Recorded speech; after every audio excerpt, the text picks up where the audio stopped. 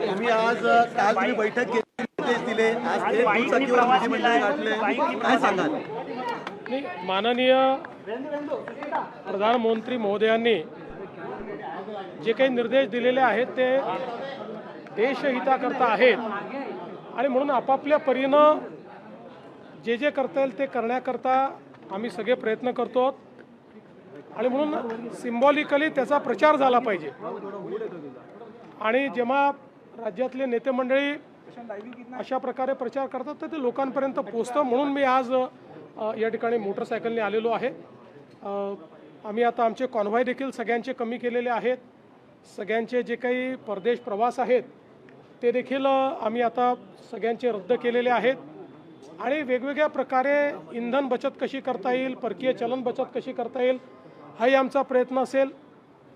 विशेषतः शासकीय आयोजनं जे आहेत, आता उद्याला आम्ही एक साताऱ्याला खूप मोठं आयोजन केलेलं आहे, त्याचं ऑलरेडी सगळं नियोजन झालेलं असल्यामुळे आणि त्याच्यावर ऑलरेडी पैसा खर्च झालेला असल्यामुळे ते आम्ही रद्द केलेलं नाही।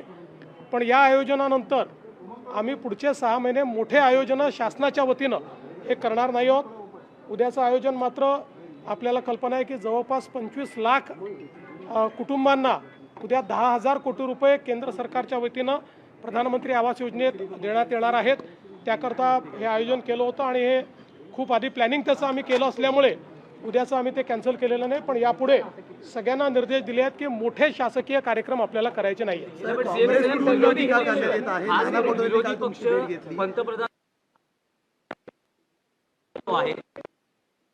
नेते राहुल गांधी असतील किंवा अन्य नेतेही असतील, त्यांचं असं म्हणणं खरं तर युद्ध सुरू झालं तेव्हाच ही परिस्थिती होती, पण तेव्हा गांभीर्याने घेतलं गेलं नाही आणि आता लोकांना संकटात टाकलं जातंय। मला असं वाटतं की विरोधी पक्षाला थोडी प्रगल्भता यावी लागेल। जगाचे सगळे देश ज्यावेळी याच्याही पेक्षा कठोर निर्णय घेत आहेत त्यावेळी आपल्याला माननीय प्रधानमंत्री मोदयांनी थोडासा त्याग करायला सांगितलं। कुठलेही खूप कठोर निर्णय घेतलेले नाहीत, त्याच्यावर इतका गदारोळ उभं करणं हे योग्य नाही आहे। यापूर्वी अनेक वेळा आपण हे बघितलेलं आहे, इंदिराजी असताना देखील हे झालेलं आहे। त्या ठिकाणी आपले जे काही नरसिंहरावांचं सरकार होतं त्याही वेळेस अशा प्रकारचे मेजर्स घेतले आहेत। चिदंबरम यांनी देखील 2012 साली हेच मेजर्स या ठिकाणी घेतलेले आहेत। त्यामुळे अशा प्रकारचं दुटप्पी वागणं हे योग्य नाही आहे।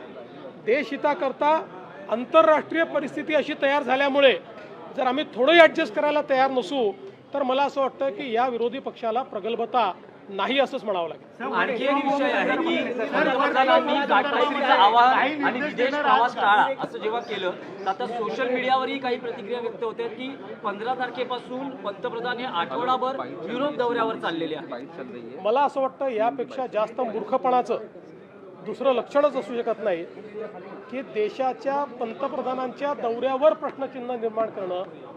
देशाचे पंतप्रधान जेव्हा परदेशात जातात, स्ट्रॅटेजिक अलायन्सेस होतात, देशाच्या अर्थव्यवस्थेला त्या ठिकाणी त्याचा फायदा होतो आणि म्हणूनच प्रधानमंत्री मोदयांनी सांगताना जे काही विदेश प्रवास करू नका असं म्हटलेलं आहे ते अनावश्यक किंवा टाळता येण्यासारखे।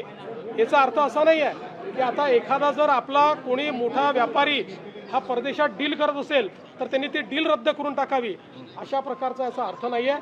बिनडोकपणे प्रधानमंत्र्यांवर या ठिकाणी मी बिनडोकच म्हणेन, अतिशय दुर्दैवाने म्हणतो, असे शब्द वापरू नये, पण जे अशी टीका करतात ते बिनडोकच आहे।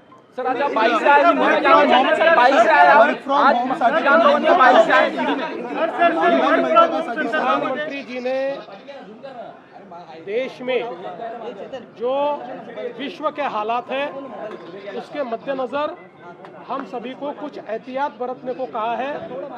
उसी के चलते चाहे वो पेट्रोल डीजल हो या बाकी चीज़ें हो, इसकी खपत हम कैसे कम कर पाए इसका प्रयास हमको करना है। हम सब ने अपने कॉन्वॉय कम कर दिए हैं। आज एक मैं ऐसा कह सकता हूँ कि मैं जो मोटरसाइकिल से यहाँ आया तो इस जो निर्णय है इस निर्णय को समर्थन देने के लिए, और जब हम ऐसा करते हैं तो ज़्यादा से ज़्यादा लोगों तक ये चीज़ें पहुँचती है, इसलिए मैं यहाँ पर मोटरसाइकिल से आया हूँ। और हम लोगों ने बहुत निर्णय किए हैं किस प्रकार से हम लोग देश का पैसा बचा पाए, इसका प्रयास किया है। सभी के जो विदेश दौरे हैं उसको समाप्त कर दिया गया है।